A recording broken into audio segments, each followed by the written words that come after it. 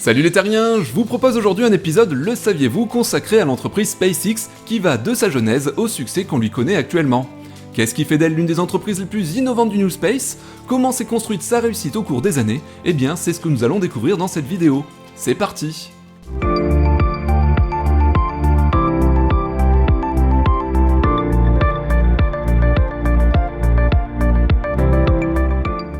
Pour commencer, que diriez-vous de quelques chiffres? Et oui, rien de tel que le pragmatisme des nombres pour se rendre compte de la place réelle qu'occupe SpaceX aujourd'hui dans le domaine de l'aérospatial. SpaceX en 2021, c'est 9500 employés, 62 millions de dollars comme coût moyen d'un lancement, 140 tonnes de charge utile en orbite basse grâce au Starship dans sa version définitive, 74 milliards de dollars comme étant la valeur estimée de SpaceX en février 2021, 26 lancements de fusées en 2020. Mais cette entreprise, c'est aussi des contrats pharaoniques avec la NASA, signé en 2008 1,6 milliard de dollars avec une extension prévue de 3,1 milliards pour approvisionner l'ISS, un contrat de 2,9 milliards pour la construction d'un vaisseau spatial géant devant aller sur la Lune, un contrat de 178 millions de dollars pour la mission Europa Clipper qui sera lancée en octobre 2024 avec une fusée Falcon Heavy depuis le centre spatial Kennedy en Floride.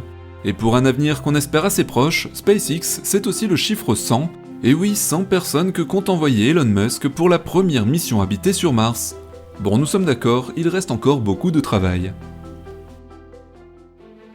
Mais revenons-en à nos moutons, ou plutôt à nos fusées. Les chiffres que je viens de vous donner, aussi impressionnants qu'ils soient, sont le fruit du rêve d'un génie, ou d'un fou, mais aussi le résultat d'une très grande persévérance. Alors parlons de la jeunesse de SpaceX, voyons comment cette idée folle a germé dans le cerveau d'Elon Musk et comment il a su concrétiser cet incroyable projet. À la fin de l'année 2001, Elon Musk vient de revendre PayPal qui lui rapporte 200 millions de dollars.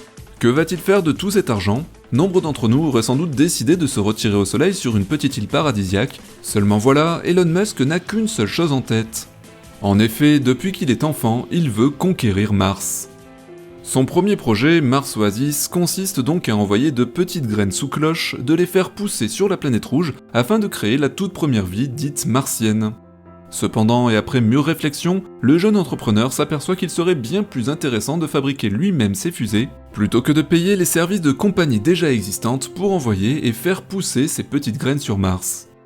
Pour cela, il crée en 2002 la Space Exploration Technologies Corporation, nom qui va vite passer à la trappe pour ne garder que Space Exploration, Exploration qui sera raccourci en une seule lettre, X.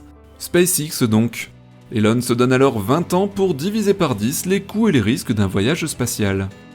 C'est à travers cette approche singulière qu'on voit déjà apparaître chez Elon Musk une volonté certes forte de se lancer dans l'aérospatial, mais aussi et surtout de chercher à maîtriser toutes les étapes de production d'un produit, afin de diminuer les intermédiaires et par là même les coûts. Mais ceci implique de maîtriser soi-même plusieurs aspects d'une chaîne de production, ce qui entre parenthèses en économie s'appelle la concentration verticale. Elon Musk va donc devoir apprendre énormément et en peu de temps sur un domaine technique qui n'est pas tout à fait le sien. Et quelle est selon lui la meilleure façon d'apprendre? Eh bien c'est d'échouer. Et oui, échouer, échouer encore, échouer un maximum de fois jusqu'à enfin réussir. La réussite par l'échec semble être clairement la philosophie d'Elon Musk. À première vue, on pourrait penser que l'un des hommes les plus en vogue de notre époque n'ait jamais connu de véritable revers. Et pourtant, il paraît évident en refaisant l'historique de sa progression et de celle de son entreprise qu'il a constamment transformé les obstacles en un véritable laboratoire pour expérimenter, pour récolter des informations, s'améliorer lui-même ou simplement user de créativité pour penser différemment, concevoir autrement. Un exemple criant est celui de la réutilisation des lanceurs. Nombre d'ingénieurs, d'élite de l'aérospatiale trouvaient cela complètement irréaliste, voire limite prétentieux. Pourtant, de nos jours, nombre d'entre eux s'inspirent de ce procédé.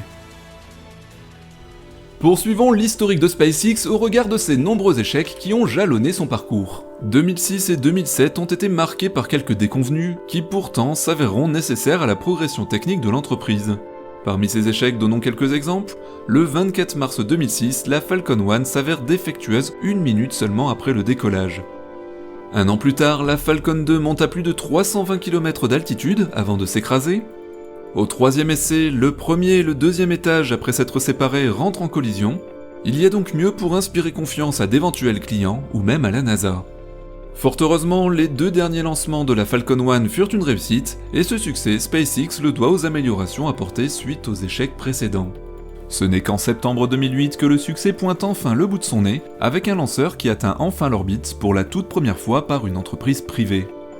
L'année 2008 marque aussi une volonté de l'entreprise d'innover, et pas seulement dans la catégorie fusée.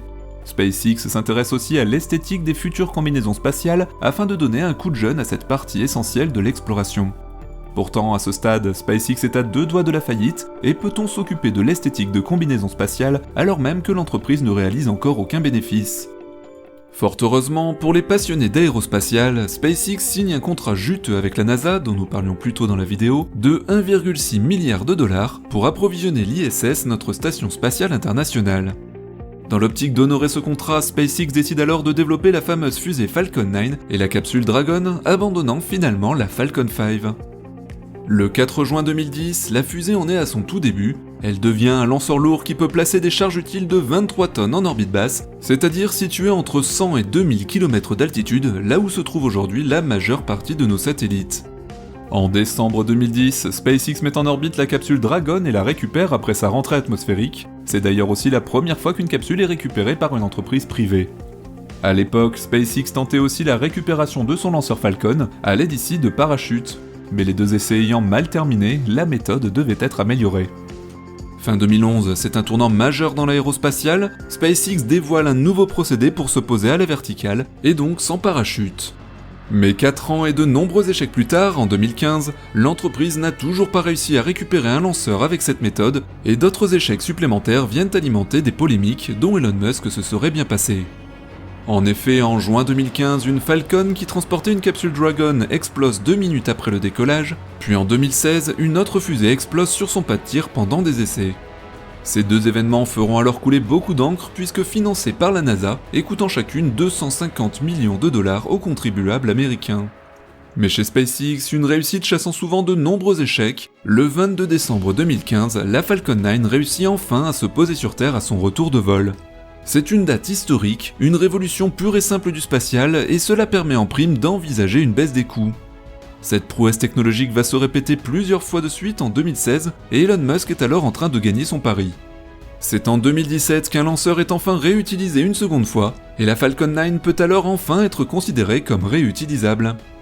Du côté de l'ISS, entre 2012 et 2020, on comptera déjà 20 lancements de ravitaillement par la Falcon 9 de SpaceX, et afin de couronner son succès, le 30 mai 2020, l'emblématique fusée de SpaceX décolle de Floride et transporte 2 astronautes vers la station spatiale à bord de sa capsule habitée Crew Dragon. Mais SpaceX, vous le savez, ça n'est bien sûr pas que la Falcon 9 et les capsules Dragon. En fin 2017, Elon Musk dévoile son nouveau projet, une énorme fusée, le BFR pour Big Falcon Rocket. Pour cet appareil, l'entreprise a produit un tout nouveau moteur qu'il appelle Raptor, et un premier prototype de vol est alors construit en 2019 pour le tester, le Starhopper. L'année suivante, le premier vol d'essai à haute altitude est effectué par le prototype SN8 en décembre 2020, et Elon Musk espère alors pouvoir effectuer un premier lancement orbital dès août 2021, suivi d'un atterrissage inhabité sur Mars en 2024. Pour les habitués de la Starbase, on constate que le PDG de SpaceX ne s'est trompé que de peu dans ses pronostics, puisque nous sommes en passe de voir un premier tir orbital d'ici quelques semaines, encore faut-il qu'il réussisse. Le vaisseau Starship a d'ailleurs été sélectionné par la NASA le 16 avril 2021 pour constituer l'atterrisseur lunaire du programme américain Artemis, qui doit permettre un retour de l'homme et de la première femme sur la Lune vers la fin de la décennie. L'utilisation du Starship comme moyen de transport intercontinental est également envisagée, mais n'oublions pas que la finalité ultime de ce vaisseau pour Elon Musk est de servir de tremplin pour la conquête de Mars. Ces projets peuvent paraître complètement avant-gardistes, mais pour ce qui est de la communication, force est de constater que l'entreprise a toujours mis un point d'honneur à communiquer sur ses activités, sur ses succès, mais aussi et tout particulièrement sur ses échecs. Cette transparence ne va pas sans un peu d'audace. Envoyer une voiture Tesla en orbite est un exemple criant d'une communication osée, une sorte de pub coup double pour Tesla et SpaceX. Quant au nom donné à leur arsenal de fusées, de lanceurs, de moteurs et de capsules, tout semble tout droit sorti de romans fantastiques ou de science-fiction. Citons par exemple la Falcon, inspirée du Faucon Millenium de Star Wars, ou le Starship, littéralement en français un vaisseau interstellaire, les moteurs Raptor ou Merlin et les capsules Dragon. Avec l'engouement médiatique dont semble bénéficier SpaceX, pour ce qui est de faire rêver de façon démesurée et de nous embarquer avec lui, on peut dire qu'Elon Musk tient ses promesses. Mais jusqu'à quand cette magie pourra-t-elle encore durer? Ces détracteurs sont aussi de plus en plus nombreux, et certains projets comme la méga constellation de satellites Starlink commencent à rassembler de nombreux opposants de plus en plus bruyants. Et vous, qu'en pensez-vous? Parle-t-on trop de SpaceX au détriment peut-être des autres entreprises du New Space? Quel est selon vous le défaut majeur de l'entreprise Elon Musk? J'espère que cet épisode vous a plu, comme d'habitude pensez à liker la vidéo et à nous laisser vos commentaires juste en dessous. On se retrouve vendredi pour le journal de l'espace de la semaine. En attendant, prenez bien soin de vous. Salut les terriens!